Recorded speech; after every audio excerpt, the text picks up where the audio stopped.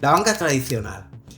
La banca ha evolucionado mucho. Hace 20 años, cuando yo estaba en el banco, la gente si quería dinero tenía que venir al banco o al cajero. Pero tenía que venir al banco. Bitcoin, yo lo entiendo como 21 millones de Picassos o 21 millones de Mona Lisas. Sí. Y digo, a ver, 21 millones de esto. Y luego hay una población mundial entre 7.000 y 8.000 millones de personas. ¿Cuántos locales ves cerrados en la calle? A patadas. Vale. ¿Cuántas oficinas hoy que no utiliza la gente porque desde el COVID trabajan desde casa? Un montón. Bueno, pues eso se puede hacer un cambio. En Alemania tienes un año el Bitcoin, lo vendes al segundo año y no tienes que pagar nada. Ya. Que es lo que yo no puedo entender, que tú formando parte de la Unión Europea no sea lo mismo tener el Bitcoin en Italia que en Alemania, que en Francia, que en España. Ya. Veremos inflaciones muy altas. Veremos lo que vio Nixon en los años 70. O sea, que aún vamos a peor. No, a peor no. Son, O sea, con más son ciclos, pero cada vez son más rápidos, Carlos. Pero Bitcoin lo vamos a ver en el 2030.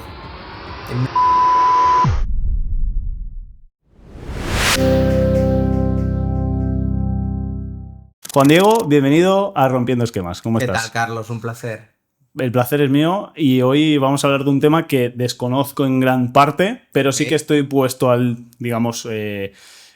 día, ¿vale? O sea, que no vamos a entrar en un nivel súper profundo, pero sí que tenía ganas de descubrirlo y entrar en profundidad. Y aparte con un perfil ya, que en este caso eres tú, que ha venido de la banca tradicional y a lo largo de los años y ha ido la transición y te ha ido llevando al mundo de la inversión privada, vamos a decir, entrando ya en profundidad con las criptos también.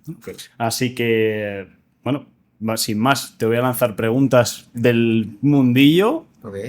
Y lo primero que quiero empezar es con esa transición, ¿vale? De la banca, vamos a decir, la banca tradicional ahora. ¿Cómo era ser un director de oficina hace 20 años? Pues mira, yo acabé la carrera de económicas en el año 99. Hice las prácticas en la Bolsa de Barcelona y entonces la expectativa era la llegada del euro. O sea, ¿cierto? Todo el mundo estábamos en la transición de la peseta al euro. Es verdad. Y la gente estaba muy pendiente de qué traerá, qué no traerá, que enseguida yo me di cuenta que no iba a ser muy bueno porque las cosas que valían 100 pesetas pasaron a valer 1 euro. Y tuvo una inflación del 66%, ¿vale? Pero en aquella época, la gente que salíamos de económicas, de administración de empresas, normalmente acabábamos en la banca porque te venían a fichar directamente, ¿vale? De hecho, había 64 entidades de crédito en España, entre bancos y cajas. Y, pues bueno, podías un poco dejarte querer, pero si querías prosperar un poco en el mundo financiero, debías ir a uno de los bancos grandes. Todo y que a mí me atraía mucho el mundo inmobiliario, ¿vale? Pero prácticamente se veía como un empleo en la banca, como un funcionariado entonces, ¿no? Entonces, bueno, lo que a ti te daba el salir de la universidad y trabajar en un banco era un currículum inicial para abrir las puertas de muchas cosas. Recordemos que era un momento que no había móviles, el móvil estaba llegando, no había WhatsApp, no había redes sociales, y entonces tenías que darte a conocer un poco, ¿no? Bueno, pues yo llego primero al Santander, estoy en el Santander. Los bancos tenían una cosa muy mala entonces, ¿vale? Me gusta explicar las cosas buenas y las cosas malas de lo que yo me he encontrado en mi vida laboral, que es que te cambiaban de oficina conforme sus intereses. Entonces, claro, yo cuando me di cuenta, el Santander me quería de director de zona en Lleida. Claro. Y yo les dije, pero bueno, o sea, yo tengo toda mi vida en Barcelona, tal, igual. Bueno, de ahí fui a la Caixa, ¿vale? Bueno, te puedes cambiar, como del Barça al Madrid, Por ¿vale? Sí. Pero, y en la Caixa sí que yo hice mi segunda carrera, lo digo yo. ¿Por qué? Porque uno hace una carrera, digamos, de conceptos y de economía, pero luego ves la economía de la calle, la que vive la gente, ¿no? ¿Qué es un inversor de banca privada? ¿Cómo se lleva una oficina? cuáles son los ratios que tú has de cumplir de pasivo, de activo, etcétera. Pero cuando tú lo haces bien, tienes esa mala, digamos, contestación por parte de los que mandan en la banca de que has de ir a oficinas que tienen más trabajo todavía que una oficina normal. Es decir, yo trabajé en oficinas, la de Novartis, que estaba aquí en Gran Vía, tocando donde está Novartis. ¿Qué pasaba? Que teníamos que hacer el cambio con el franco suizo. Entonces no cerrabas la oficina a las 3, sino que luego estaba todo el tema de cuadrar, todo el tema de las compras y de los cambios. Y también estuve en Urquinaona, debajo del Fortis Bank, que es el banco belga. Sí, ¿dónde estaba? Estaban al lado del Cine Borràs. Sí, vale, al lado. Sí, es que estudié ahí. Ahora está de banca de empresas la caixa de ahí, pero era una caixa que llevaba el Fortis Bank. Entonces, tú no solo tenías el negocio de calle, sino que tenías un negocio corporativo. ¿Vale? Aquí yo me encontré un problema en el mundo bancario, que es que yo quería vender pisos y los bancos por contrato no te dejan salirte de una serie de actividades que tú puedes realizar dentro de la banca y no puedes vender pisos. No podías vender entonces. Pero los pisos que me comentas son pisos, digamos, a nivel particular o aquellos que tiene el banco en depósito. No, el banco entendía que había un conflicto de intereses. Vale. Y que tú acabarías colocándole pisos de fuera a clientes de la caixa. Lo entendía como que la banca protege mucho la salida de capitales. ¿Vale? Entonces, una persona que va a comprar, es igual, un piso de 300.000 euros, ¿de dónde los va a sacar? Del banco. Sí que va a hacer una hipoteca seguramente contigo, pero te va a sacar una parte de dinero de tu de cash que el banco no le interesa. Bueno, es un conflicto de intereses. En la Caixa, entonces, el cliente de banca privada era de más de 300.000 euros, ya pasaba a las torres. ¿Vale? Pero bueno, aquí yo tuve un de esto, pero me fui a Sasi Inmobiliaria, que era uno de los clientes de la Caixa, y estaba en la Plaza Urquinaona. Es un edificio que era muy famoso. Sasi, era la época de Grupasa, Don Piso, Sasi. Sí. Porque tenía digamos, la exclusividad de la Vanguardia, de que saliera el piso en la Vanguardia. O sea, la parte central de cuando abrías la Vanguardia, estoy hablando de 2006, 2007, era toda la hoja de Sasi Inmobiliaria y la gente nos venía a dar su piso para que saliera allí. Claro. ¿Vale? ¿Qué pasó? Pues que fue una época... Yo me acuerdo vender 109 pisos en un mes. Uf. O sea, era una locura. O sea, se daban las hipotecas, había una competitividad tremenda entre las entidades de crédito. Había... 2009, has dicho. No, 2006, 2007, vale. Antes de llegar Para ubicarme. Sí, por eso. Ahora llegaremos. Te voy a hacer una transición temporal.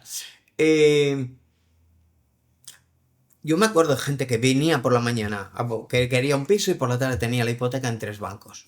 Joder. O cajas. Claro, eso tú ibas viendo que cada vez se tasaba más alto los inmuebles, la gente se exponía más en riesgo. Y yo cuando vimos tocar los 7.000 euros el metro cuadrado dije, esto no es sostenible. O sea, no puede ser que, con todos mis respetos, 3 personas que trabajan en la obra se compren un inmueble y con el 10% de entrada. Esto no es sostenible porque no va a haber un momento... Yo ya viví una crisis en los años 90, lo que pasa es que estaba en la universidad. Vale. ¿Qué pasó? Que se hablaba de que se estaban vendiendo las hipotecas, las tipificadas como clase A, con las peores hipotecas en lotes en Estados Unidos, que eran las famosas subprime, que salen en la película de La Última Apuesta, no sé si la has visto. No. Pero sé lo que es. Okay. Sí. Y ahí yo me acuerdo volver de verano y como llegó la pandemia un día, se anunció la quiebra de Lehman Brothers. Sí. Qué pinazo. La quiebra de Lehman Brothers lo dejó caer, además, el gobierno. Y aquello arrastró Cuando cae una entidad de crédito de tales dimensiones, tiene relación con muchos bancos y entidades de crédito a nivel de bonos, a nivel de préstamos. Hay un mercado crediticio que se maneja fuera de las horas de mercado que arrastra a más entidades de crédito. Esto, por ejemplo, hace poco, en el año 2023, cuando pasó lo del BTCP, que es la ventanilla de descuento que abrió Powell, cuando los bonos se dispararon, se encontraron entidades de crédito con bonos al 1% que estaban quebradas. Entonces los tuvieron que renegociar y dejaron caer al Silicon Valley Bank, a New York Bank, y eso afectó, no sé si tienes referencia, al Credit Suisse en Suiza, Vale. porque era el principal prestamista del Silicon Valley Bank. Y se lo tuvo que quedar VIS para que no saliera el dinero de Suiza. ¿Vale? Pero ahí no dejaron que siguiera y cayeran más bancos. Se abrió esa ventanilla de descuento y se renegociaron los bonos. Bueno, el 2008 cambia la partida, ¿vale? Es como un reset absolutamente de todo. Empezamos a oír hablar de prima de riesgo, los países tienen deudas, hay que financiarlos, Europa tiene que financiar sobre todo a todo el sur de Europa. ¿Vale? Era la época de que estaba Zapatero en España, aquello de los brotes verdes, no sé si has oído hablar. No sé qué es. Brotes verdes eran que empezaba a florecer la economía de nuevo. Y lo llamaban brotes verdes, ¿no? Bueno, entramos a partir del año 2010 en una recuperación lenta, porque seguíamos arrastrando todas las deudas que había dejado el 2008. Y no había una política expansionista, sino lo que había era un miedo y una idea del vivir día a día, ¿vale? Sobre todo había una diferencia muy grande a nivel inmobiliario con ahora, que es que había un excedente de stock tremendo. No había compradores y había muchísimo stock en el mercado y cayeron los precios muchísimo, ¿vale? Después del 2008. Cosa que es lógico. Sí, el lógico, mercado se mueve por oferta y por demanda, ¿vale? Sí. Todo esto, que luego acabaremos hablando del tema, yo me convierto en un inversor de mercado que va variando con el tiempo. Pero aquí es donde yo hago un clic definitivo en mis inversiones, porque paso de ser una persona que analiza las empresas del SP500 y de leer white papers a ser una persona que empieza a seguir la liquidez del mercado, lo que es la M2 hoy en día, ¿vale? Lo que se convierte en dinero enseguida para invertir en el mercado. Cuando eso aumenta, los activos aumentan. Si eso disminuye, las bolsas caen, ¿vale? Entonces me convierto en una persona que en vez de analizar empresas, empieza a seguir la liquidez, a qué sectores va y luego cómo se reparte. ¿Vale? Es como una evolución de la inversión. ¿Qué pasa? Que eso llevado al extremo hoy en día, te pongo el ejemplo el otro día dio resultados Google y yo a los 2 minutos tenía todo el resumen por la inteligencia artificial de cuáles eran las expectativas, cómo había tratado el tema de la inteligencia artificial, qué iba a hacer con el tema de los empleados que tenía, cuál iba a ser el guidance, que es la hoja de ruta, digamos, de los próximos meses. Yo eso antes igual tenía que estar toda una mañana leyéndome 50 hojas. Total. ¿Vale? Bueno, en eso hemos mejorado y hay que saber interpretarlo y saber traerlo. Y usarlo y vivir. ¿Vale? En ese 2010-2012 que nos hemos quedado, yo evoluciono también hacia vender inmuebles a, sobre todo, gente del Hospital de Sant Pau de Barcelona. Conozco a la persona que dirige el Hospital de Sant Pau, me abren una oficina cerca y empiezo a vender inmuebles a gente que los busca por la proximidad geográfica. Esto pasa mucho en el clínico en Barcelona o en Sant Pau, que médicos, enfermeras, administrativos buscan el trabajo cerca de donde trabajan porque trabajan muchas horas. ¿Vale? Entonces es un reclamo en dos direcciones, una en cliente y la otra yo puedo ofrecer a los mejores pisos de la zona, un cliente que es funcionario prácticamente, Que no va a ser... que no se va a mover de la zona y que no tiene problemas económicos. Total. Recordemos que era un 2010, 2012, donde lo que no había era un comprador bueno para los inmuebles. Ujú. Yo me acuerdo que estaba más dispuesto el propietario a bajar precio porque el comprador fuera mejor, ¿vale? Que no aventurarse con un comprador que igual llegaba después de las arras y no podía comprar el inmueble. Total. Eso deriva rápidamente en el 2014, pero muy rápido, a que empieza a llegar una inversión extranjera, pero brutal te hablo del tema de Barcelona o de la zona costera mediterránea, que empezó por Vale. Barcelona, luego fue bajando hacia Valencia, Málaga, etc. Y ahí es donde yo empiezo a colaborar con entidades extranjeras. Ujú. Me hago director de Home Group, es una empresa que traía desde gente de Rusia, de Abu Dhabi, de Emiratos, tal, a comprar, y sobre todo gente americana. Y ahí es donde conozco el Fondo Manhattan, el cual me hago colaborador, y me dedico a vender a gente de una capacidad adquisitiva alta inmuebles que comparativamente, pongo el ejemplo, una persona que viene a comprar de Italia o de París, allí París el metro cuadrado está en 9.000, 10.000 euros el metro cuadrado. Entonces el metro cuadrado de Barcelona le parece barato, Sí, evidentemente. ¿vale? Pero estamos hablando de 2012 No, todavía. estamos hablando, ahora te diré Ok. cuando paro esto. Sí, es que no quiero perderme el hilo. No, del 2012 al 2014-2015 Ajá. está yo tengo una oficina en Sí, Avenida sí, Gaudí, sí. me la abre Expo Fincas, Ujú. porque Sassi deja de realizar su habitual, digamos, tratamiento del mercado a partir de la crisis del 2008, la marca además queda congelada, y a mi Expo me ofrece abrir esto para Hospital de Sant Pau, pero empieza a llegar mucho extranjero. Mm. Esto deriva sobre todo en el 2017. Era una barbaridad la cantidad de comprador que llegaba aquí. ¿Qué época fue? Te lo voy a decir y lo vas a saber enseguida. Desgraciadamente fue la época de los atentados. Aquellos atentados de Niza, de Egipto, de tal. Nos encontramos el verano del 2017 en Barcelona, que es el verano que más yo creo que turistas hay aquí. Antes de ahora, ¿eh? Antes de la pandemia. Y llega la semana fatídica del atentado de Barcelona, ¿vale?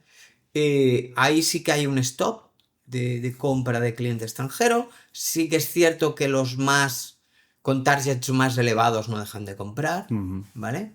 Pero sí que hay un impasse. Y el comprador que venía de aquí ya va hacia otras zonas porque Barcelona se está quedando cara con respecto a Málaga, el Algarve, etc.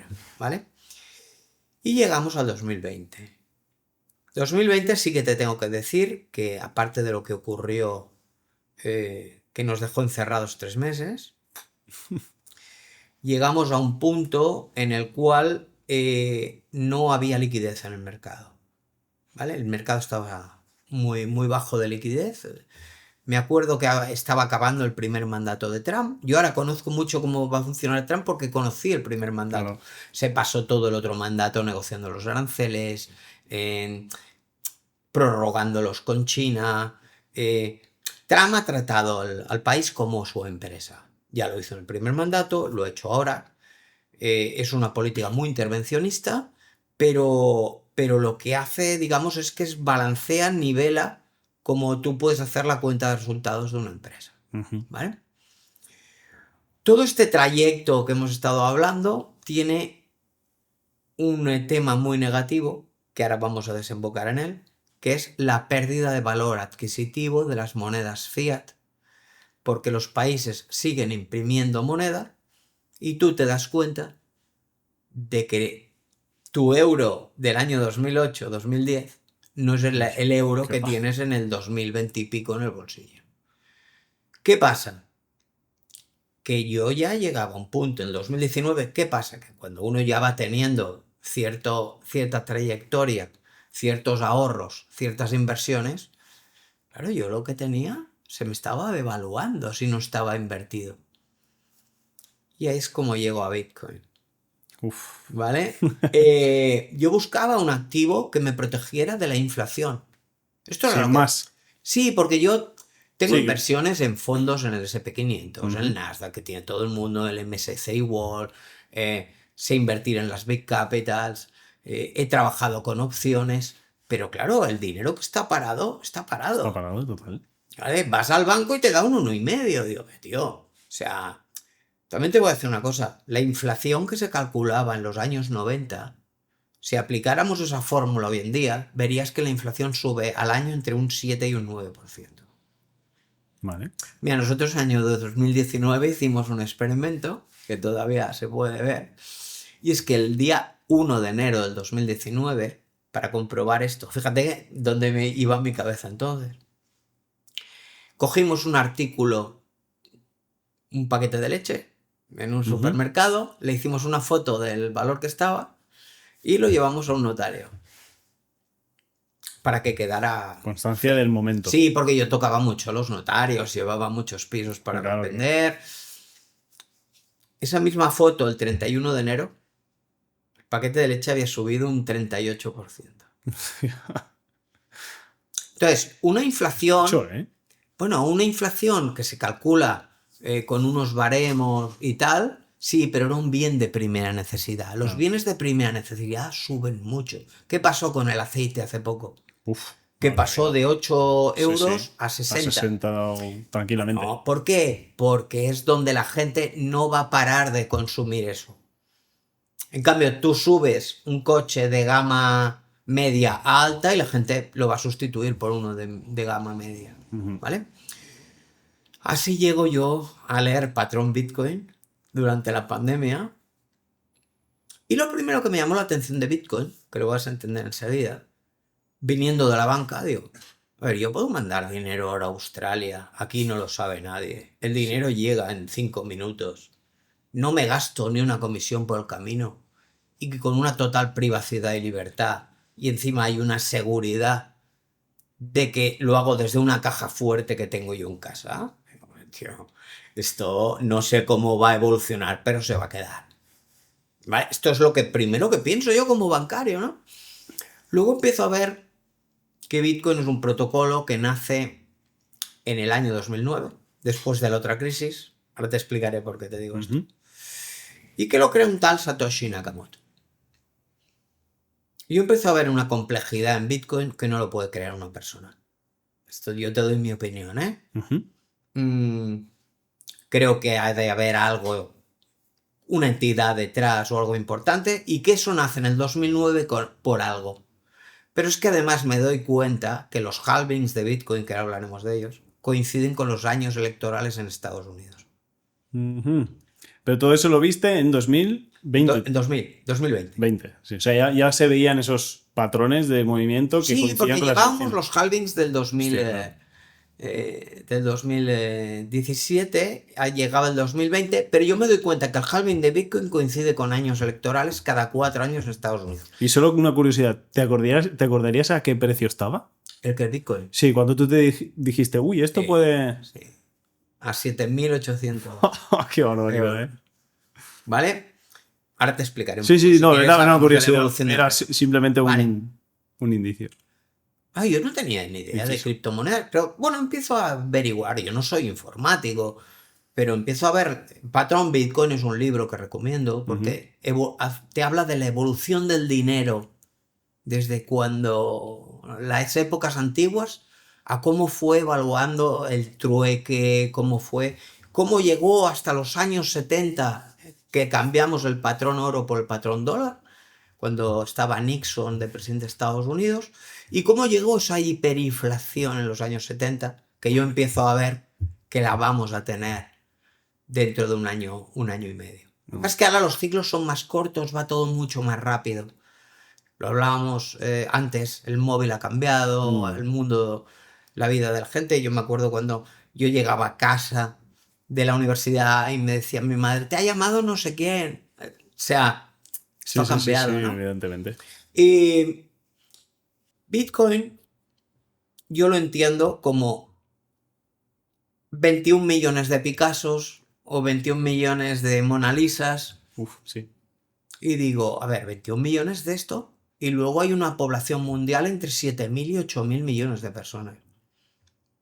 Escaso. Claro, es un bien escaso. Sí. Recuerda que yo venía a defenderme de la inflación. Mm. A mí eso ya me llama la atención de inicio. Empiezo a ver cómo evoluciona el halving. El halving es que cada 4 años la emisión de los bitcoins, que es una fórmula algorítmica que se ha de descifrar y lo hacen los mineros, se reduce a la mitad cada vez. ¿Vale? Con lo cual, si una cosa se reduce a la mitad su emisión, su valor sube. Esto es lógico. ¿Vale? Pero además, Bitcoin es descentralizado, no depende de una entidad central, de un banco central, con lo cual depende de toda una serie de mineros que hay disgregados globalmente por el mundo que validan las transacciones que se realizan de Bitcoin y a la vez van minando los nuevos bloques y el que lo descifra se queda el Bitcoin. ¿Vale? Eso hace que la red sea sostenible y eso hace que sea un sistema de privacidad tal de que si tú tienes lo que llaman una wallet fría, que es donde guardas los bitcoins, las hay de otro tipo, pero digamos que están fuera del alcance de internet, tú tienes tu propio banco. Entonces, Bitcoin en aquel halving del 2020 llega a valer $69.000 aproximadamente. Aún lo recuerdo y te voy a explicar por qué. Porque sale China y lo prohíbe. Cuando llegó la prohibición de China, el Bitcoin cayó a 50 y algo, una cosa así de golpe. Pero el dinero que había en Bitcoin era dinero del retail, del pequeño inversor, o dinero de los exchange, que son las plataformas donde se negocian las criptomonedas. Y ese dinero se fue de Bitcoin a otras criptomonedas a seguir el negocio. El famosa rueda de Bitcoin a Ethereum, de Ethereum a las Big Capitals que no son estas dos, y luego van a las Low Capitals y acaban en las meme coins que hoy se habla, ¿no?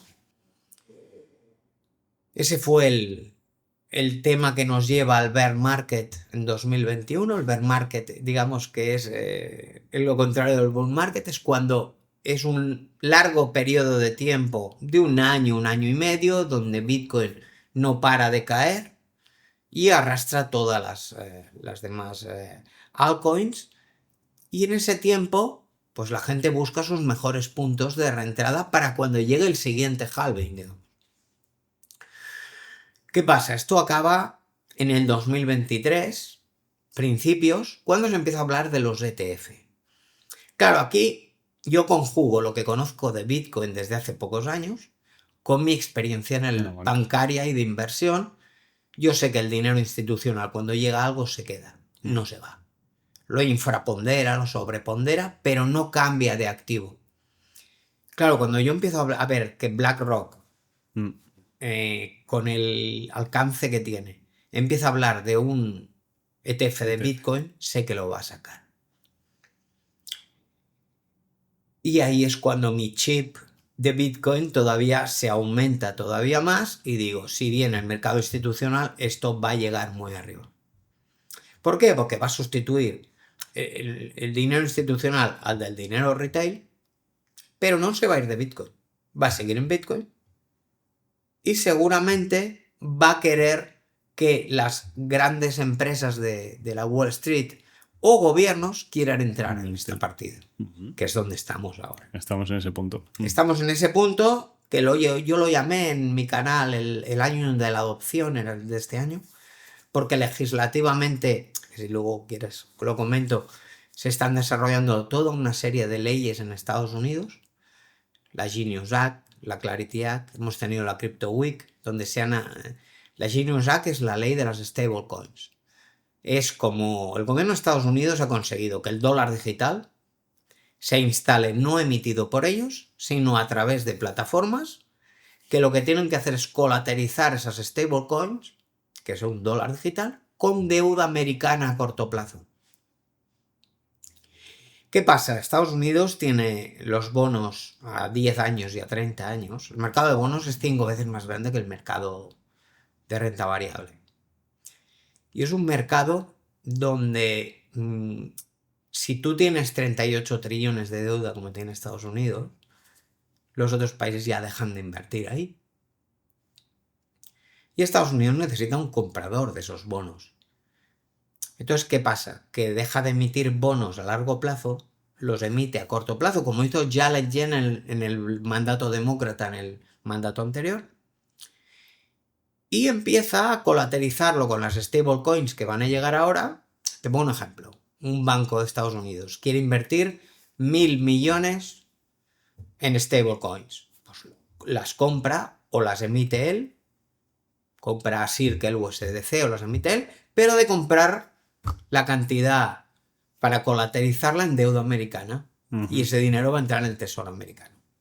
¿Qué gana el banco? El banco gana que la gente que transaccionaba antes a través de un broker va a invertir a través de la plataforma del banco y mucho más rápidamente porque la va a tener en el móvil. ¿Eso qué significa para un banco? ¿Que le interesa lo que se comercie? No, le interesan que hay más comisiones. Evidentemente. Los bancos viven de las comisiones. Total. ¿Vale? Entonces, eso es un win-win para el gobierno americano, para las entidades que emiten stablecoins, para los bancos. Los bancos vieron que las criptomonedas eran un negocio del que querían participar. Lo que pasa es que han llegado tarde y se quieren habituar. Pero han llegado tarde porque, no sé, bueno, por legislaciones, me imagino. No, han llegado tarde porque hay otra serie de actores en el mercado que han llegado antes que ellos. Los exchange, tipo Binance, Vale. Circle, Coinbase, por ejemplo, ahora han pedido licencia de banco en Estados Unidos. Y los bancos las están retrasando porque JP Morgan quiere sacar su stablecoin, Bank of America también, pero no tienen desarrollado toda una blockchain para poder acoger todo esto. Pues esto está subiendo Ethereum ahora mismo, porque seguramente van a utilizar una Layer 2 de Ethereum para poder... Una Layer 2 es... Sí, es... ¿Vale? Los tecnicismos a veces no... Es yo como no un Ethereum sé más barato, para que nos entendamos. Vale, Ethereum tiene el problema que tiene Ethereum, que es la mayor blockchain que hay, digamos, a nivel de Proof of Stake, es Proof of Work Bitcoin, ¿vale? Son dos conceptos diferentes, ¿vale? Necesita que las comisiones sean baratas y para eso ha creado lo que se llaman las Layer 2, Arbitrum, Polygon, todo esto que creó Ethereum fue para poder moverse en la red de Ethereum con comisiones más baratas, ¿vale? Pero eso daría también para otra historia, sí. Pero como quieres que te hable del tema de Bitcoin, sí, principalmente Bitcoin llega al ETF valiendo $49.000 aproximadamente. Fue en enero del año pasado, se aprueban los ETF y empieza una carrera de entrada de dinero en Bitcoin institucional que nos lleva hasta hoy en día, que estamos encima de los $100.000. Aquí hay un problema con Bitcoin, que yo lo vengo comentando desde hace 6 meses. Sí, es un triunfo para Bitcoin valer $100.000, pero ha sacado uno de sus mayores problemas para mí. Porque Bitcoin tiene cosas muy buenas, pero tiene algún problema también. Que es que algo que vale $100.000, el ciudadano lo ve fuera de su alcance. Vale. Entonces la gente no se decide tanto a invertir en eso, quizás. No es que no se decida, es que primeramente no tiene ya interés. Esto es como si ves pasar un Ferrari por la calle o un Porsche. ¿Qué piensas? Lo primero que te viene en la cabeza. Sí, es muy bonito, pero no es para mí. Vamos a hablar de la gran mayoría, ¿vale?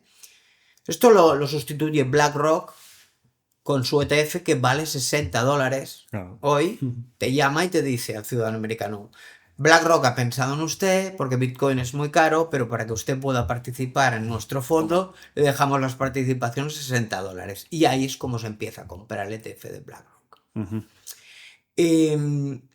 Pero Bitcoin tendría que poder asumir una figura que hay en el mercado de Wall Street, pero no puede hacerlo por cómo está confeccionado, que es el split. Si ahora se pudiera hacer... El año pasado Nvidia hizo un split. Cuando valía 1000, pasó a valer 100, pero la capitalización se multiplicó por 10. Porque entró más gente entonces. No, ¿por qué? el split lo que hace Sí. es dividir el precio entre una cantidad Ajá. y la cantidad que tú divides las acciones las multiplicas por la capitalización. Ok. Si ahora Bitcoin, en vez de valer 100.000, valiera 10.000, pero en vez de haber 21 millones hubiera 210 millones, Ujú. el retail no lo varía lejos ni fuera de su alcance. Los famosos Google Trends, Sí, sí. búsquedas de tal... El Bitcoin seguiría siendo el mismo. Lo que pasa es que ya no sería tan escaso, pero sí tendría un precio donde llamaría la atención de compradores que no hay ahora. Nvidia el año pasado, cuando pasó a valer 100, muchos fondos de inversión pequeños pudieron comprar Nvidia que no podían comprarla a 1000. Esa figura no se puede aplicar en Bitcoin, ¿vale? El otro día BlackRock anunció que quiere llevar su ETF de Bitcoin, el IBIT, a $100 la participación. Si eso se cumple, nos deja un valor de Bitcoin en 156.000, 157.000 dólares. Ya lo tiene Por una regla de 3. calculado, vale. ¿Vale? Porque me lo preguntaron. Es la pregunta que nos me hacen este año. ¿Dónde va a llegar Bitcoin? No sé si va a ser Sí. este año. Yo te digo que cuando el ETF de BlackRock valga $100, Bitcoin va a valer 150, 150 y pico mil. Y esa es la transición que yo he conjugado en mi vida con mi experiencia laboral, mi experiencia como inversionista y cómo llegué a Bitcoin. Como si una buena trayectoria, ¿eh? Bueno, lo que pasa es que el mundo no para. Hombre, avanza. ¿Vale? Ahora, mira, hoy empieza Jackson Hole. Jackson Hole es el evento en Estados Unidos anual donde se juntan los miembros de la banca, de la Fed, etc. Este evento se creó en los años 80, cuando Volcker era director de la Fed, era el presidente de la Fed, y era muy aficionado a la pesca. Pero era muy difícil reunirse con él. Claro, no había móviles, no había Zoom, no había... Y entonces crearon un evento en un lugar de pesca, que es Jackson Hole, que está en Wyoming, para que Volcker fuera. Es curioso, es una curiosidad, pero... Sí. Y desde entonces se celebra anualmente y se celebra a finales de agosto para marcar la pauta de la política económica que va a haber de aquí hasta final de año. ¿Por qué? Porque los bancos, el mercado, Wall Street necesita un mapa de ruta de lo que va a venir después del verano, ¿vale? Para enfocar las carteras, enfocar las inversiones. Productos. ¿Qué ocurre? Nos encontramos el dilema en la política económica que ha habido toda la vida. Los dos mandatos de la Fed en Estados Unidos son el pleno empleo y la inflación cercana al 2%. Son incompatibles. O sea, es como jugar en una balanza cuando sube un lado baja el otro. ¿Por qué? Pues porque una economía en pleno empleo, ¿qué implica? Que todo el mundo tenga dinero. Si todo el mundo tiene dinero, cada vez gasta más. Si cada vez gasta más, los precios suben. Es el ciclo económico, ¿Vale? básicamente. Ok. Cuando suben mucho los precios, ¿qué pasa? Que la gente deja de consumir, empieza a consumir lo más básico Barato. o lo que se adecua a sus necesidades, y cuando bajan el consumo, las empresas se ven perjudicadas, presentan peores earnings, empiezan las pérdidas en bolsa. Por eso la bolsa se adelanta a todos los periodos económicos. Entonces, Powell se va a encontrar en su última reunión de Jackson Hole. Normalmente en la última reunión de Jackson Hole el presidente de la Fed quiere dejar huella, quiere que sea un buen discurso, pero se va a encontrar un empleo precario en septiembre y una inflación que se le va a disparar por los aranceles. Entonces, la Fed se va a tener que decidir por favorecer el empleo o luchar contra la inflación. Y históricamente ha favorecido el empleo. ¿Por qué? Porque piensan, de momento el empleo es algo más presente, Y la inflación cuando llegue Ya veremos. ya subiremos los tipos. Lo que pasa es que Estados Unidos tiene un problema ahora mismo, que es que los tipos están al 4,5, cuando en Europa están alrededor del 2, en el Reino Unido igual, en Canadá también, o sea, tienes todo el mundo globalizado en tipos al 2. Con tipos más bajos la inflación se dispara menos que con tipos altos, ¿vale? Y esos tipos de interés están haciendo que las hipotecas en Estados Unidos estén al 7%. Se está dando, sí, se está dando en Estados Unidos una paradoja, que es que está subiendo más la segunda mano que la obra nueva. Joder, ¿y Sí. eso? Ahora te lo explico. Es un tema de oferta. Hostia. Las nuevas construcciones, vamos a coger una zona determinada y hay unas nuevas construcciones. La gente siempre quiere vivir, esto pasa mucho en el mundo inmobiliario, al lado de donde está el colegio de los hijos, donde viven los padres, donde trabajan, donde tal, buscan una proximidad. Luego también se busca a nivel ya de lo que es el inmueble, que tenga vistas, que tenga luz, que esté bien comunicado, si ya tiene servicios o de garaje o de piscina, etcétera. Se busca la comodidad que se busca en el 2025 en el mundo. ¿Qué pasa? Que la gente que tiene de segunda mano, que tiene hipotecas al 2 y están pagando, no se mueve. Porque si se han de cambiar, han de hacer una hipoteca al 7. Claro. Entonces, si tú quieres ir a una zona específica, en Beverly Hills, en Palm Springs o tal, y yo quiero vivir ahí, pero es que ahí no hay viviendas a la venta, porque el que vive ahí no las vende. Entonces, las pocas que hay, se dispara el precio. Vale.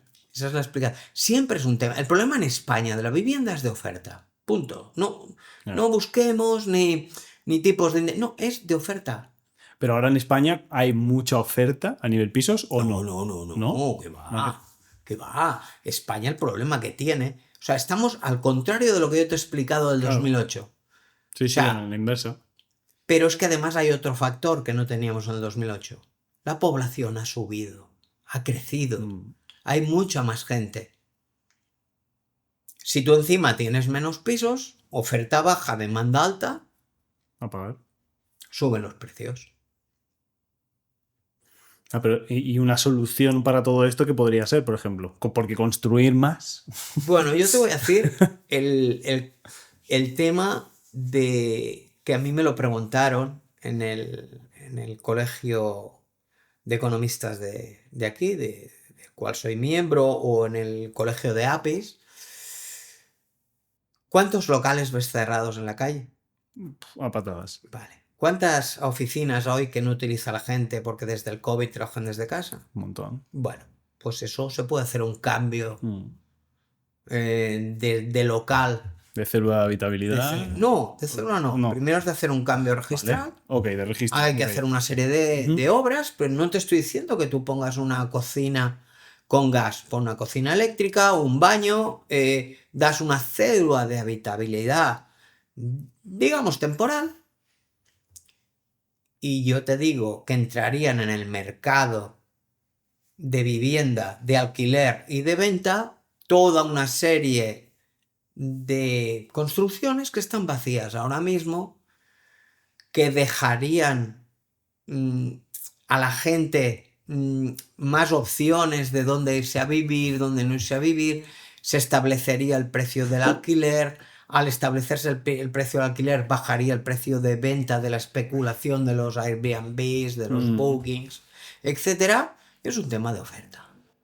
Si tú consigues subir la oferta de los inmuebles que tú tienes, va a bajar y se va a establecer. ¿Qué pasa? Que los grandes tenedores de vivienda son las élites y son los que no quieren que bajen los precios. Porque se siguen vendiendo y ganan más. Porque siguen alquilando lo que tienen a unos precios altos. Vale. Y si lo tuvieran que alquilar más barato, ellos perderían dinero. Entonces, aquí hay un tema de necesidad y de interés, ¿vale? Pero es un tema de oferta. Si tú subes la oferta de algo, si tú ahora anuncias que hay 21 millones más de Bitcoin, ¿dónde se va el Bitcoin? A la mitad de lo que vale. Sí, total. ¿Vale? Entonces, yo creo que hemos repasado... Sí. No, con todo esto de la trayectoria, vemos que, bueno, veo claros tres pilares, ¿no? ¿Qué? Que me gustan. Lo que es la banca tradicional, lo que es el BTC, el Bitcoin, y lo que es el tema inmobiliario. Bueno, esas 3 pilares me gustan. Vamos a resumir un poco. La banca tradicional. La banca ha evolucionado mucho. Y tiene mucha más competencia. ¿Por qué? Porque antes, hace 20 años, cuando yo estaba en el banco, la gente si quería dinero tenía que venir al banco o al cajero. Pero tenía que venir al banco. Hoy en día en Internet han aparecido los neobancos, que son competencia de los bancos, no pueden dar hipotecas, pero sí que son pues una opción sobre todo para el público cada vez de generación más joven. Vale, un inciso. ¿Un neobanco se considera, por ejemplo, Revolut? Sí. Vale, pero Revolut, digamos que ahora ya tiene el IBAN español. Que tenga IBAN español no implica que tenga las mismas regulaciones. No, entonces, es que está, o sea, no puede dar hipoteca. Está dentro de la CNMV, ¿vale? Pero no te has de registrar como entidad bancaria, ¿vale? No como neobanco, ¿vale? Como neobanco tú puedes dar una serie de servicios que para dar temas hipotecarios y tal ya te has de convertir en otro tipo de banco, no neobanco, ¿vale? Pero eso hace que haya mucha más competencia. Me recuerda a los 64 entidades de crédito que había entonces, ¿vale? Entonces había peleas por dar créditos en los años 2000. Hoy en día lo que ocurre es que un banco se ha de adecuar a la realidad que hay para tener más clientes. Entonces Santander trata a la generación joven por el Open Bank, digamos. Sí, saca como esas segundas líneas de marcas, ¿no? Marcas secundarias. Se crean marcas secundarias o te centras en algún tipo de negocio según la edad del cliente que tú tengas. Pero la banca tradicional ha evolucionado pues porque la gente, que ahí yo sí que te voy a dar una opinión personal, porque creo que el efectivo es libertad, igual que los Bitcoin. Total. Lo que pasa es que se devalúa. Pero la gente joven paga con tarjeta y con el móvil. Entonces, ¿cuándo va a acabar el tema del efectivo? Porque mira, el otro día me preguntaban, ¿tú cuándo crees que acabará el efectivo? Sí, mira, buena pregunta. Pues mira, pasará cuando llegue la generación que no sepa utilizar el efectivo. Sí, pero llegará. Llegará una generación en que es pagar, poner el móvil aquí y ya está. Y con el reloj, ¿sabes? Es un tema generacional, no es un tema de medio de pago. Bitcoin llega a todo esto para mí como un sustituto del oro de una manera digital. Es decir, Bitcoin poco a poco, claro, tú piensas que el oro lo has de almacenar. Claro. Eso Bitcoin te lo sustituye. Por un ¿vale? USB incluso. Un USB, una wallet. Iremos derivando. Pero aquí hay un tema en Europa que no tenemos que no hay en Estados Unidos. Que es que Estados Unidos, yo cuando fui en los años 90 me quedé parado con esto. Además, estudiando economía, ¿no? La gente en cuanto tenía o ganaba algo, lo llevas al banco para pedir un préstamo. O sea, no, aquí lo que quieres es ahorrarlo. No, allí está muy, muy creada la figura de la colateralización. Vale. Lo que tienes lo pones en un préstamo que te dan y luego tú eso lo inviertes en bono americano, en Wall Street. Vale, pero les sale más barato, ¿no? Entonces... No es que les haga más barato, es que no entienden el riesgo como lo podemos entender en Europa. En Europa medimos enseguida el riesgo de que tú vas a poner tu dinero por algo que no vas a saber si va a ir. Pero el concepto americano es poner ese dinero en bono americano. O sea, es un sentimiento más patriótico en ese sentido. El Bitcoin se va a colateralizar en Estados Unidos. En cuanto los bancos lo custodien, los bancos van a querer Bitcoin y van a llamar a gente. El que tenga Bitcoin, que lo traiga aquí, que va a tener una línea de crédito de $150.000. El americano va a ir allí, va a poner su Bitcoin y se va a llevar los $150.000. Pero ¿con qué objetivo los bancos se quieren quedar, digamos, con el Bitcoin? ¿Por el tema comisión, básicamente? No, porque no, por varias razones. Primero, porque es la manera que pueden empezar a almacenar oro ellos de manera digital. Vale. Porque ellos no Como pueden. reserva de valor. ¿Qué le pasa ahora a un comprador de Bitcoin que llega al mercado? Sea un retail, sea una empresa, sea un gobierno. Le está pasando a Saylor con Strategy, a Metaplanet, que ha hecho sede fiscal en Miami. Que llegas a Bitcoin y vale $120.000. Y tú no vas a invertir $100 millones ahí. ¿Qué es lo que están haciendo todos? El dollar cost average. Están comprando sistemáticamente cada mes, cada 15 días, al precio que esté, para hacer un precio medio. Eso está bien. ¿Vale? ¿Por qué? Porque al final, si hay una caída, es donde tú comprarás fuerte. Si no, vas haciendo un precio medio. Porque sabes que el valor está en la escasez del activo. Entonces los bancos quieren un valor que sea escaso. Lo quieren empezar a almacenar. Y además harán ETFs sobre ese Bitcoin que tengan almacenado, lo podrán ofrecer a los clientes. Sí, sacar mis productos en base a eso. ¿Vale?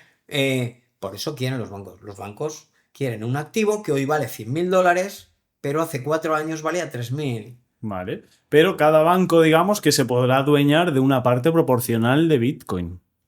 Yo es que sospecho que ya tiene. No, sí, probablemente.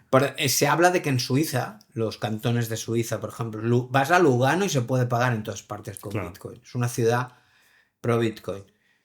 Suiza ya hay legislaciones en favor de que se pueda ahorrar en Bitcoin. ¿Vale? Lo hizo El Salvador. Salvador cambió el país cuando empezó a tener Bitcoin como moneda nacional. Ayer se discutía en Brasil para que tuvieran una reserva estratégica de Bitcoin. Claro, si es que... Pero todo esto va a hacer que el precio se vaya a las nubes. ¿no? Bueno, yo creo que va a hacer evolucionar el precio muy rápido cuando haya un shock de oferta. ¿Por qué no sube rápido? Porque no interesa que suba rápido. Si vas a comprar grandes cantidades, vas al OTC, al over the counter, que es el mercado paralelo, pero que donde no afectas el precio. Si ahora tú compras 200 millones en Bitcoin, pues igual se va a 125 de golpe. No interesa eso. ¿Por qué? Porque hay un tema que vamos a ver en los sucesivos meses y yo creo que en los próximos años. Ahora mismo el Bitcoin está en manos del retail en un 56%, 57%. Eso va a ir pasando a manos institucionales, a empresas y a gobiernos. ¿Por qué? Porque todo el mundo tiene un punto de dolor donde vende su Bitcoin. Seguro. Hablaba la Esto lo hablo con mis amigos que tienen... Bueno, hablaba la gente de que ¿por qué vendía gente que había comprado en el año 2014? Pues porque ahora tiene tal cantidad de Bitcoin que le soluciona todo lo que quiere hacer, y Bitcoin ha sido el vehículo que lo ha llevado hacia ahí. El que vende un Bitcoin en 120 ya lo ha vendido. Pero cuando esto suba a 150 va a haber parte de que no ha vendido ahora, que 150 ya sea un buen precio para vender para ellos. Igual no todo, pero una parte. Pero yo creo que si tú ahora le pones al retail a Bitcoin a 250.000 al 56%, te lo venden la mitad seguro. ¿Por qué? Porque a corto plazo les soluciona la vida muchísimo. Claro. O sea, lo que sube el coste de la vida a lo que sube Bitcoin, cuando tú llegas a un punto en que te soluciona ciertos... Igual, un Bitcoin a 250.000, igual a una familia media en España le soluciona 10 años de vida. Sí. Pero ¿por qué lo venderías y no seguirías holdeando, como se suele decir? ¿Por qué lo venderías? Claro, porque si tú has visto toda esa progresión que ha tenido durante un montón de tiempo... Sí. Porque yo con toda persona que hablo de pro BTC, vamos a decir, son vamos, locos de que no, que esto va a llegar. Sí. A mí me lleva a decir que el BTC va a llegar a 10 millones. Bueno, pero vamos, Cosas así. Vamos, Y bueno, yo digo, a ver, pero primero, ¿esto qué es? hablemos, cuando hablo de precios, suelo hacer una regla de 3 o suelo hacer una comparativa de algo. El horizonte que yo veo en Bitcoin es la capitalización del oro. Llegar a la capitalización del oro. Eso me parecería lógico en el futuro, porque es el sustituto digital del oro. Eso es $1 millón. ¿Vale? Pero es un tema sustitutivo, como antes hablábamos de la oferta y la demanda. Te lo voy a exponer. Ujú. Una familia normal, ¿eh? De media. ¿Pero media real o media baja? No, media normal, que tiene 2 hijos, que están pagando una hipoteca, que tienen su coche, que Sueldos se van de vacaciones, humildes. 2 sueldos de 2.500, 3.000 Ya. euros. Te hablo aquí Decentes. del Sí. tema en España, ¿vale? Ujú. Y esta familia tiene un Bitcoin. Bien. Tiene un Ahora mismo. Ahora tiene un Bitcoin que lo viene ahorrando, haciendo un precio medio, pero tiene un Bitcoin y está muy contenta de tener ese Bitcoin guardado. Ese Bitcoin se le dispara de 120 a $250.000. Espera, Ajá. Sí. yo te digo la charla que hay en esa familia. Vale. Ok. Se sientan y dicen, oye, espera, que si ahora vendemos eso, podemos cambiarnos el coche y tener un coche mejor. Podemos cambiarnos de piso y comprar aquel piso con una habitación más. Los niños ya llegan a edad de estudiar. Si con eso podemos mandarlo a Oxford y a Harvard. Incluso nos podemos cambiar y no ir a las vacaciones de siempre, sino hacer otras durante 5 años. Si lo vendes ahora. Claro. O sea, tú pones en la balanza el vender ese Bitcoin, que puede llegar a valer mucho, pero que puede cambiar la vida tuya y de los que te rodean los próximos 5 años. Ya, pero es que, bueno, claro, es que supongo que dentro de la mente de cada uno. Entonces, ¿qué pasa? Que todo el mundo tiene un precio donde vende el Bitcoin. Y es diferente en todo el mundo. Sí, Es sí, diferente claro. de una persona que tiene 20 años y no ha tenido ni está pensando en la jubilación en España. Yo la gente que más veo de mi edad son gente que ha cotizado más de 25 años y ya está pensando en los próximos 10 cómo trabaja lo menos posible y llega a la cotización para jubilarse. Yo aquí vi a Bitcoin como una segunda jubilación, por ejemplo, parte de la que ya tengo. Pero en el momento que tú ves a Bitcoin como ese vehículo que te cambia la vida, lo cambias y lo vendes. Vale. ¿Vale? Claro, hay que ver a qué precio. Pero es que, claro, que llegue a 250.000, estamos hablando, yo qué sé, que puede ser de aquí 10 años. No. No, porque si tú coges lo que sube el coste de la vida cada año, que es entre un 7 y un 9%, metes la inflación, nos podemos ir a $250.000 por Bitcoin si hay adopción gubernamental y empresarial. Te pongo un ejemplo. Mañana anuncia Apple que ha comprado Bitcoin. Va Microsoft, Nvidia, Van detrás. Meta, van detrás si no lo han comprado ya. Bitcoin lo vamos a ver en $250.000 en menos de 2 años. Vale. Esto es como lo veo yo por coste de la vida. Por coste de la vida y por la trayectoria que está cogiendo o que ha cogido. Pero es que, claro, es tan desconocido todo. Mira, ahora es un cambio de manos. Ese retail que yo te digo, ese otro 43% de Bitcoins, no contemos los de Satoshi, ni los perdidos, ni tal. A medida que vaya subiendo el precio, va a ir pasando de retail a institucional. Porque recuerda que te he dicho que el institucional no va a vender su Bitcoin, lo va a infraponderar y sobreponderar, pero no lo va a vender. Pero el retail sí. A 150, Sí, porque te cambia la vida. a 150 lo venderán unos, a 180 otros, a 200 otros. Pero yo creo que si el Bitcoin llega a 500.000, te pongo un ejemplo, Sí. en 3 o 4 años, el 80 o 90% va a estar en manos institucionales o de empresas. Vale. Y a mucha gente le va a haber cambiado la vida. Sí, sí, sí. Pero yo cuando me paro a analizar el tema Bitcoin con un sueldo normal, decido, digo, bueno, invertir cierta... Claro, al final es una cosa muy volátil, ¿no? Tiene un cierto... A ver, o cada vez menos, diría. Vamos a ver. Bitcoin ha arrastrado a que haya muchísimas criptomonedas detrás de él, ¿vale? En el año 2020 había 50.000 criptomonedas y entonces había criptomonedas pues de lo que llamaban metaversos, de los NFTs, que se pusieron de modas, ¿no? Esas modas hoy en día son los meme coins, han sido los meme coins hasta hace poco, pero los meme coins ¿por qué llegaron sobre todo al mercado? Porque los tipos de interés están al 4,5 en Estados Unidos.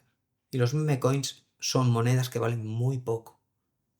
No son monedas que valen 4.000 como un Ethereum o 180 como un Solana. No, valen 0,000. Más son muy llamativos, suelen ser animales, suelen ser cosas que están de moda. Sí. ¿Vale? Y ahí la posibilidad de que hay es de tú poner el dinero, si te iba bien, entre comillas, que ahora hablaremos de eso, y a las 2 horas haber ganado un por 10 de lo que habías puesto, recogías, te ibas con tus amigos o con el que fuera, porque es generacional, es la nueva generación la que invierte en esto. Luego ha arrastrado a otra generación. Pero el trasvase de Bitcoin a Ethereum, esto ha cambiado. Porque el institucional que llegó a Ethereum no se va a ir a otras altcoins, se va a quedar en Ethereum. ¿Vale? Entonces, Bitcoin va a quedar más para instituciones, para empresas, para gobiernos, y la gente de a pie va a poder invertir en los ETFs de Bitcoin a 60, 70 dólares, hasta 50 euros. ¿Por qué? Porque al final van a hacer un análisis y van a ver que con el Bitcoin se protegen de la inflación. Al final va a ser una herramienta para que tú te protejas y va a perder volatilidad para mí a nivel de que no lo vamos a ver en 30 o 40 mil dólares. Yo no lo veo. ¿En qué vuelvo a bajar te refieres? O sea, los bull markets, bear markets famosos, con el dinero institucional dentro cambian. Seguro, claro. No, ¿Para qué va a arriesgarse a bajar?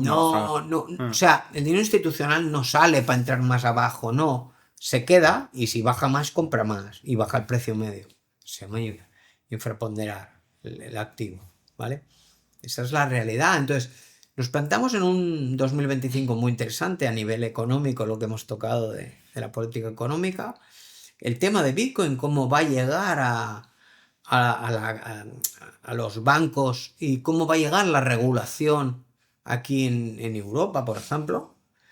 Y luego vamos a ver, yo creo que una evolución muy grande, que es el otro tema en el que yo no soy tan experto, me gustaría saber lo que es el de la inteligencia artificial, que es el otro campo que ha llegado a lo que yo te decía ahora de cómo te analiza unos earnings de una empresa o cómo te analiza algo.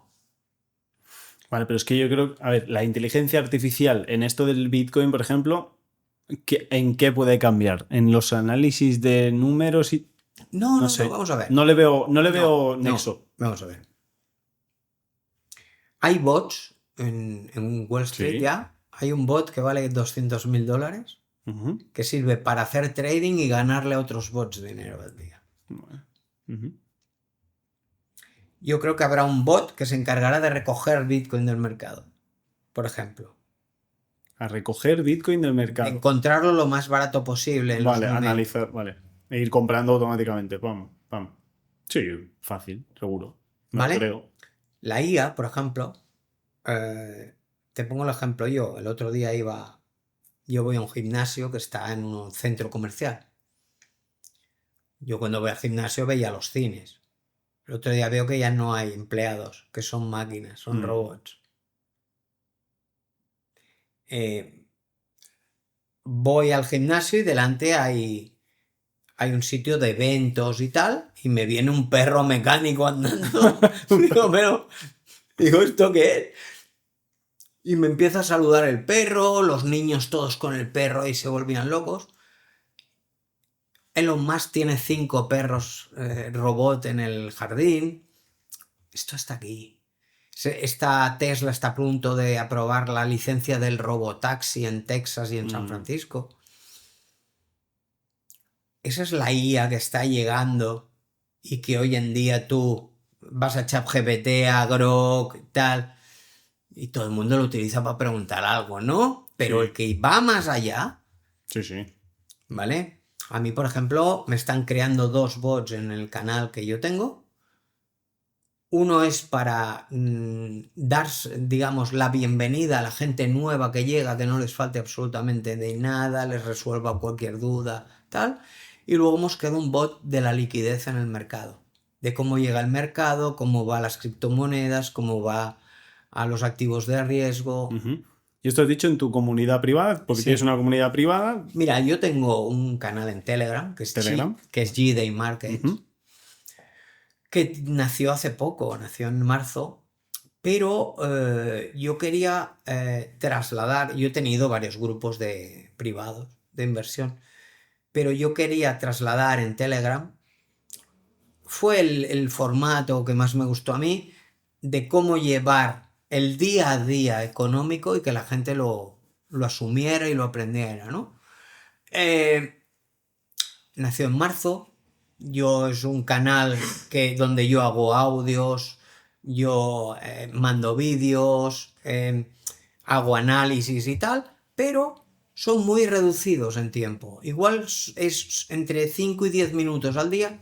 Tú sabes absolutamente qué va a ocurrir económicamente, qué va a ocurrir con Bitcoin, hacia dónde vamos, qué es lo importante que hay. Y la gente se da cuenta que con esa información de 5 o 10 minutos al día mejora sus decisiones de inversión. A los 2 meses ya me empiezan a pedir un canal de inversión. La gente quiere invertir. Yo lo tenía pensado, no voy a engañar a nadie, para después del verano, pero visto el avión, creó el canal VIP del G-Day Markets, que es un canal que ya vamos para 300 personas. El canal G-Day Markets tiene casi 3.000, este tiene unas 300. Pero es que la gente no se va. No. Pero todo esto es un canal, pero ¿lo utilizas en formato membresía? Sí, membresía, vale. Sí. Lo que es un canal el cual yo le pongo una norma a la gente que entra, que es que le salga gratis. Que si no gana dinero dentro, se vaya. O sea, mis 2 leitmotivs del canal, es como la fe del pleno empleo y la inflación, los míos son el aprendizaje y la rentabilidad. Si tú en un mes has aprendido y has ganado dinero, te puedes quedar. Si no, es que igual no es para ti o igual... ¿Vale? Pero la gente que llega no se va. ¿Por qué? ¿Por qué? Porque sí que es cierto que hemos ganado en 4 meses, llevamos un 45% de rentabilidad media. Pero es que hubo un activo el mes pasado que salió a 30 y llegó a 300. Entonces... Vale, entonces, pero hablamos que en esta membresía, comunidad, canal, llámalo como quieras, tú das, digamos, como tips de inversión analizados y estudiados. Aparte de mi canal de información, ¿Sí? Yo en el canal VIP, hoy, por ejemplo, a primera hora, ya he explicado que abría el mercado europeo en Londres esta mañana, a la espera del discurso de Jackson Hole de mañana de Powell. Claro. Hoy hay datos de venta de vivienda, datos de desempleo de Estados Unidos que se dan todos los jueves, y a las 3:30 abre Wall Street. A las 3 yo paso un rapport por el canal en el cual la sesión va a ir de esto, y vamos a poder entrar en estos activos. Si se dan los precios ayer, por ejemplo, entramos en un activo que llegó al precio que queríamos, que hoy está subiendo un 10%. La gente, tenemos partners, pero la gente puede operar con sus exchanges, con sus plataformas, con lo que quiera.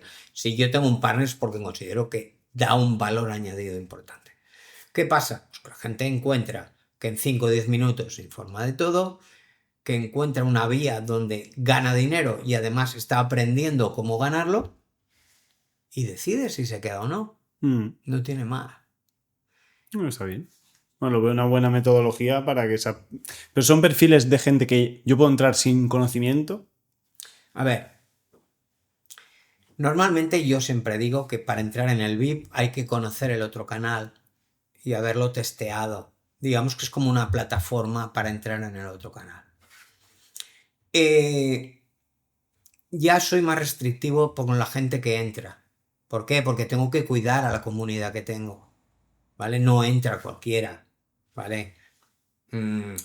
Yo miro si tienen conocimiento, si veo que va a entrar una persona que no sabe ni lo que es invertir, lo mando al otro canal, que es gratuito, que, Está bien. que lo vaya conociendo, y luego, cuando me pregunta para entrar, pero se pueden salir al segundo mes, no hay ningún problema. El problema es que cada vez somos más gente. Entonces, claro, no es lo mismo dar servicio a 150 personas que a 300. Bueno, evidentemente. ¿Vale? Lo que ocurre es que ya tenemos, estamos ahí, todo activo que tenemos lo tengo analizado por la inteligencia artificial enseguida, que me da inputs de lo que podemos hacer, pero sí que hay una cosa que no puedo sustituir, y ahí sí que voy a ser muy, muy explícito, que es la intuición. No sé si lo da la experiencia, los años, el ver situaciones repetidas, pero la intuición no, o sea, yo no sé cómo plasmarla. Me dice la persona que está creando los bots, sí, tío, pero es que el clic que tuviste ayer, ¿cómo lo meto en un bot? Digo, No, es imposible. eh, Al menos ahora. ¿vale? No sé, ¿vale? Pero ayer, por ejemplo, yo tengo gente del VIP que no pudo entrar en ese activo, ¿vale? Pero que explico siempre, no vas a ir a todas las fiestas, ni vas a ir a Claro, todos los es que- partidos de fútbol de tu equipo. Has de estar en todos los que puedas, pero has de entender el por qué se hace, cómo se hace y en el momento que se hace. Final de año, una de las cosas que yo siempre les he dicho a mí, yo he formado a muchísimos APIs que hay hoy en día en varias inmobiliarias en Barcelona, que están en la banca. ¿Por qué? Porque yo soy una persona que lo que te hago es que tú te autoevalúes cada año. Y una parte de esa autoevaluación es económica. O sea, tú has de llegar a final de año económicamente mejor de cómo lo empezaste, con más conocimientos y con mejores inversiones. Si no lo has hecho es que algo has hecho mal. Si eso lo vas progresando año a año, pues dentro de 10 años estarás muy bien, Muy bien. Sí, económicamente sí. invertido. Y ese es el tema. Entonces, bueno, me han propuesto canal de YouTube, me han propuesto academia, me han propuesto de todo. Pero yo soy una persona que, y eso lo he tenido siempre, soy muy perfeccionista. Si hago algo, lo voy a llevar al éxito, como he hecho en casi todo lo que he hecho en la vida. Y el VIP va a ir al éxito si no lo está ya. Con lo cual, Hombre, a ver, tener 300 personas en una comunidad VIP de pago y que no sueles tener un ratio de abandono, vamos a decir, eso es muy buen. Pero claro, el éxito, ¿cuándo es el éxito? Es que no hay un bueno, momento a ver, óptimo tampoco. Mira, Si has conseguido lo que has no, conseguido, eso pero ya es éxito. te lo voy a equiparar a lo que te he estado explicando al principio del podcast. Si hemos conseguido esto y no se han bajado los tipos de interés todavía, la M2 sigue creciendo, que es la liquidez que está llegando al mercado, tenemos mucho recorrido por delante. Sí. ¿Vale? Bueno, y lo que venga. Lo que pasa es que cuando llegue final de año, haremos balance de qué ha sido el VIP, qué va a ser del año que viene del VIP. Porque lo mismo que te digo de esto, te digo que hay una cosa que yo he detectado en el mercado, que es que la gente lo que peor sabe hacer es no vender, no sabe vender. Comprar bien se puede llegar a tener una noción, pero mira, cuando tú vas ganando en un activo, entras en un estado de dopamina que no quieres abandonar esa inversión porque te está produciendo mucha felicidad estar en ella. Entonces entiendes que si la vendes, esa felicidad desaparece, aunque tú recojas el dinero. Y eso es lo que a la gente no le deja vender sus inversiones. Entonces, nosotros hay un fundamental que a mí me lleva a invertir en algo. Yo me guío por un fundamental, luego lo rectifico en el gráfico, el análisis gráfico, me apoyo de la IA, pero cuando ese fundamental se ha cumplido, nos vamos del activo. Me es igual si va a seguir subiendo. Mi operativa está cubierta. Pero tú indicas también eso, oye, momento de entrada, momento de salida. Sí, cuando llegue. Pero es que yo no. Vale. Hoy no te puedo decir que vamos a salir el 14 de octubre. No, evidentemente, pero cuando veas el momento más óptimo, ya sí que lo vas diciendo, me refiero. Sí. Esa es otra cosa que enseñamos en el canal, ¿vale? Pero sí que habrá un momento, no sé, en el 2026, que habrá que vender gran parte de lo que hay invertido porque vendrá una inflación galopante. Veremos inflaciones muy altas. Veremos lo que vio Nixon en los años 70. O sea, que aún vamos a peor. No, a peor no. Son, O sea, con más son ciclos, pero cada vez son más rápidos, Carlos. Vale, o sea, puede haber un pico más fuerte, pero durará mucho menos. Vale. Durará mucho menos. Pero ese pico te va a pillar fuera del mercado para volver a entrar. Claro. O sea, hay que estar atentos a vender antes de que entre una inflación así heavy. Hay que estar atentos. Yo, mira, en el Biblo. Es tan difícil. No. Fíjate. Cuando un problema es grande, lo conviertes en problemas pequeños y los vas solucionando. ¿Vale? Yo siempre digo una cosa en el VIP. Vamos a cruzar puente a puente. Cada puente que crucemos, ya veremos el siguiente cuando llega. La frase de ya cruzaremos ese puente, ¿no?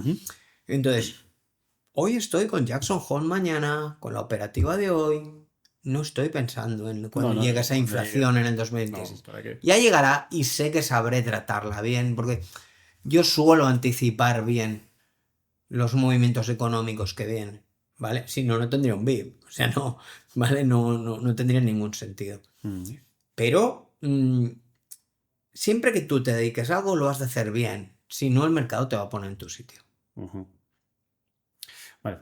Quiero lanzar como dos píldoras un poco a la audiencia, ¿vale? Y a la audiencia y para mí. O sea, al final.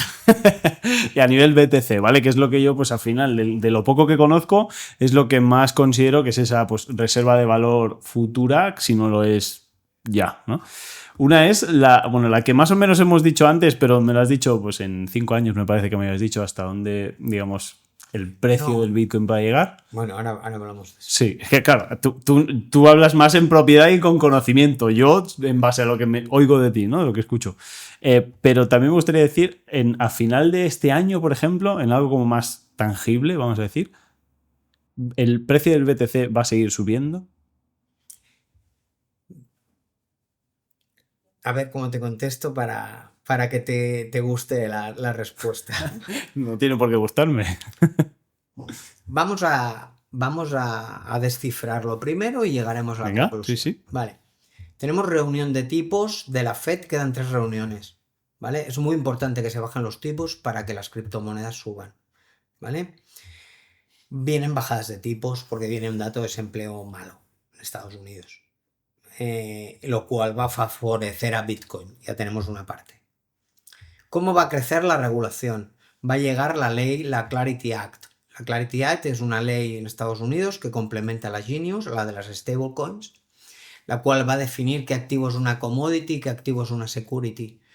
Tal como llegue y los bancos desarrollen su negocio de plataformas que hemos hablado antes de las stablecoins, va a haber más dinero para entrar en Bitcoin. Ya tenemos una segunda pata. Tercera pata, el tema de los gobiernos y las empresas. Claro. ¿Va a tener una reserva estratégica de Bitcoin Estados Unidos aparte de la confiscatoria? ¿Sí o no? Con todo este cóctel vamos a llegar a un Bitcoin que va a llegar, no sé si exactamente a final de año, pero conforme vayan bajando los tipos, yo ya te he dicho que el precio es sobre los $150.000. Es donde yo lo veo. Más o menos en finales de año. Bueno, más o menos. O finales, inicios del siguiente. Por ejemplo, sí. No me bajan los tipos, se dispara la inflación, entonces te diré que no vamos a llegar. Vale, claro. O sea, hay una serie de factores, ¿no? De factores que afectan a que llegue ese precio. ¿Vale?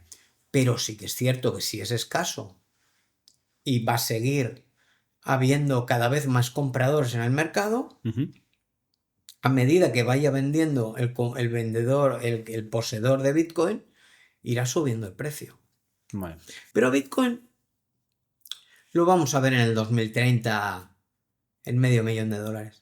2030. Eso, ¿y qué queda en 2030? Nada. Pues quedan 4 años.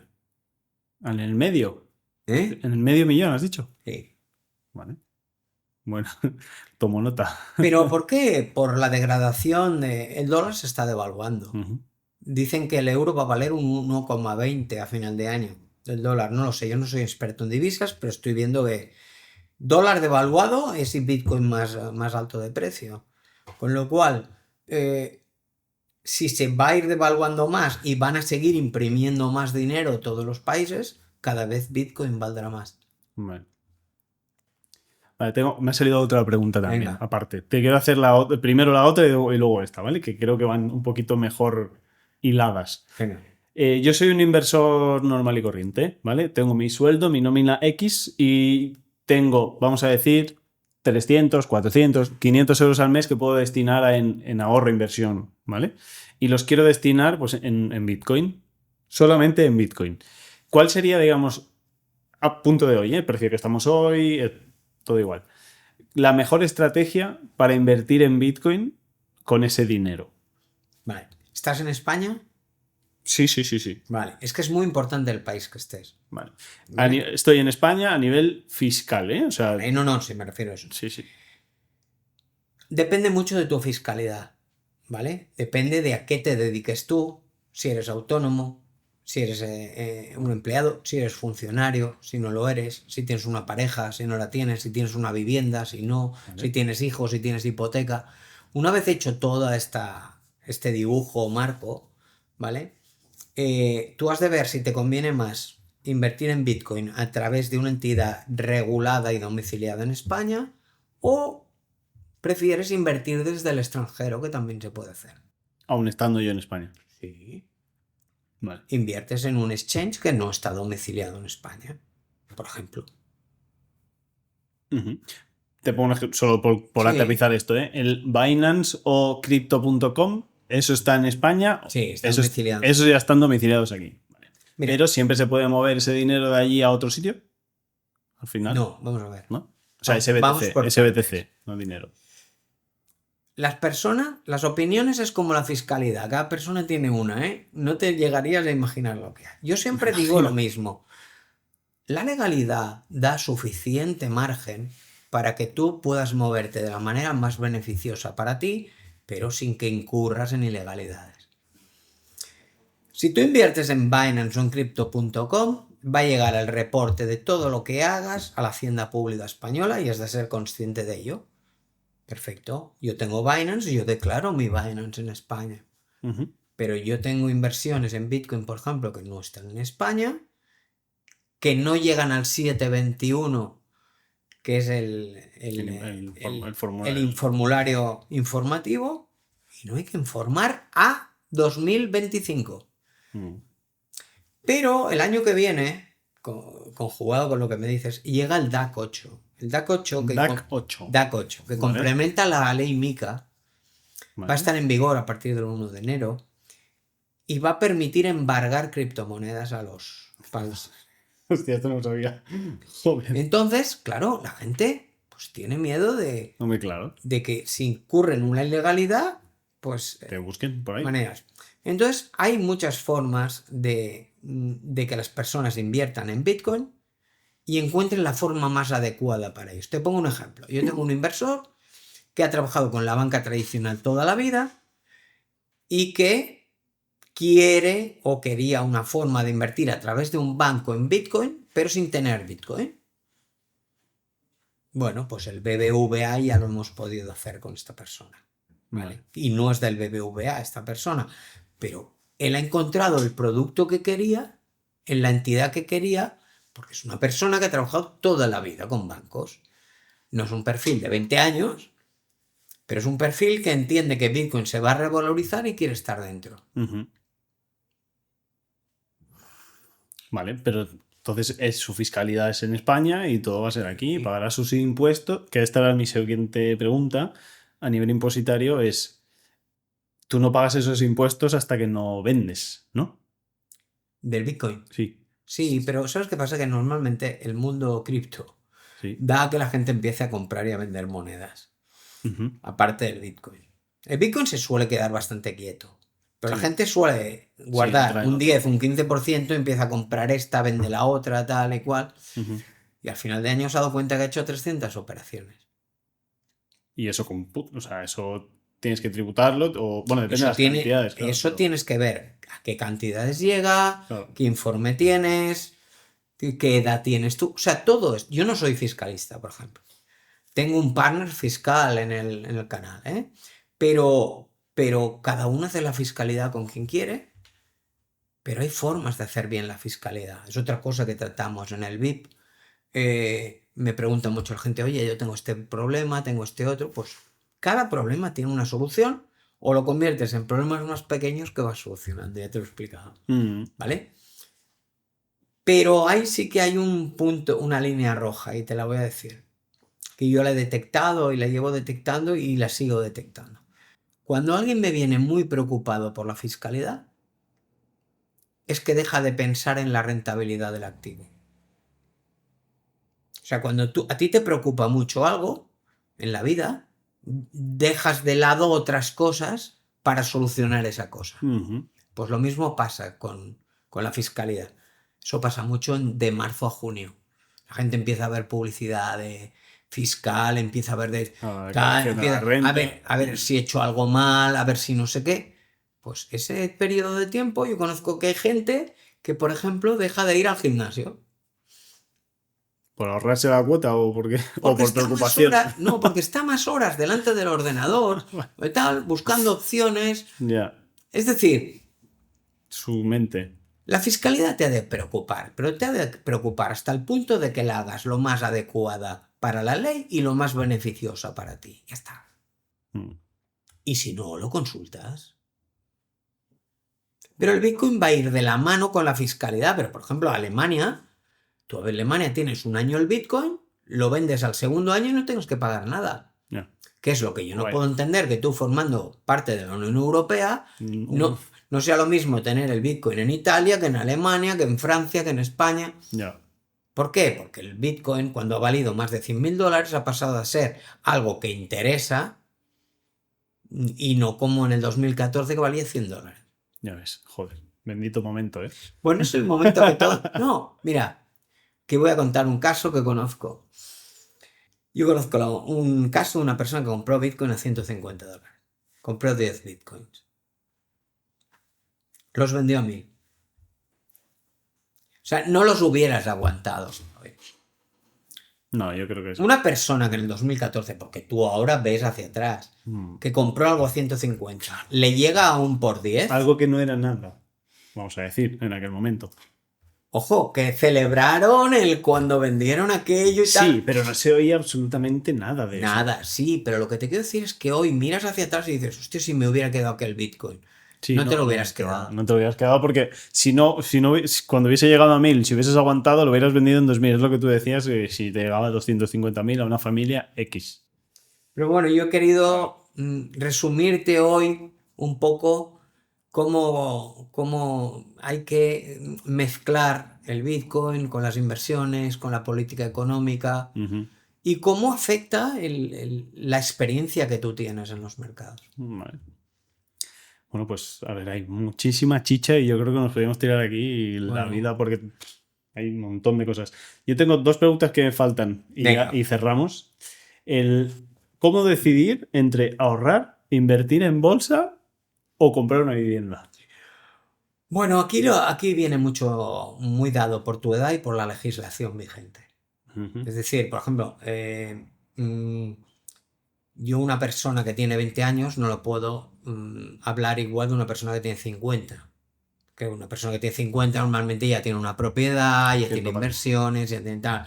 La persona que tiene 20 años no tiene ni propiedades, ni tiene experiencia, ni tiene nada. Yo creo que una persona ha de ser, primero, lo suficientemente autosuficiente para ir haciendo año a año lo que te he explicado antes. Llegar a final de año, ver que ha ganado dinero, lo que ha invertido ha funcionado bien, ha aprendido Y normalmente, vamos a poner el ejemplo de una persona muy joven, ¿vale? Llega a los 20 largos, cerca de los 30, y ahí es cuando se empieza a plantear el comprar una vivienda, ¿vale? Es lo habitual, ¿vale? Yo te diría que tener una vivienda hay que evaluar muy mucho qué vida vas a tener tú. Si te vas a casar, si vas a tener hijos, sí. Porque si no vas a tener nada de todo eso ¿Para qué? y eres un programador informático que viaja por el mundo, pues mira, yo conozco gente ahora que está viviendo en Singapur y en Bali y que viven con $300 al mes. Claro. ¿Para qué más? Y les es más fácil venir 2 veces al año en avión aquí para ver a la familia. Ujú. El mundo se ha globalizado. Tú lo primero que te has de ser es una persona rentable, porque el dinero normalmente arrastra éxito y te consigue cosas que te dan felicidad. Por sí solo no te la da, pero te lo consigue, Ujú. ¿vale? Y todo eso va evolucionando. Pero lo primero es una persona de ser capaz de ganar dinero y generarlo. Antes de invertir. Siempre la gente, cuando tú naces, te dan unas cartas, que digo yo, es como ir a una partida, Ujú. y has de saber desarrollarlas.